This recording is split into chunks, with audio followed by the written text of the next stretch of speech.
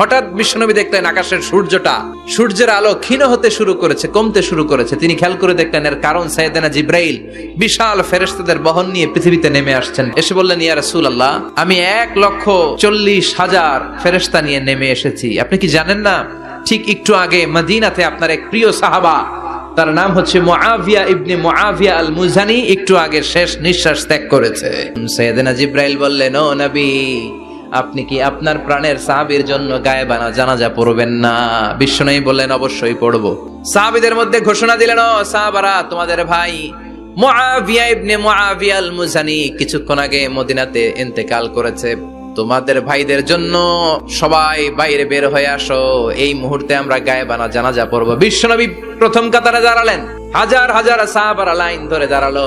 সাইয়েদনা জিব্রাইল 1,40,000 ফেরেশতা নিয়ে সাহাবাদের পেছনে 2টা লাইনে দাঁড়িয়ে গেলেন। নামাজ শেষ। বিশ্বনবী তো অবাক, ঘটনা কি? বিশ্বনবী জিজ্ঞেস করলেন, জিব্রাইল, কোন সাহাবীর গায়েবানা জানা যায় তোমরা আকাশ থেকে এত ফেরেশতার বহর নিয়ে নামো নাই? কি এমন আমল করেছে আমার মুআবিয়া, যার কারণে 1,40,000 ফেরেশতার বহর নিয়ে তোমরা দুনিয়াতে নেমে এসেছো?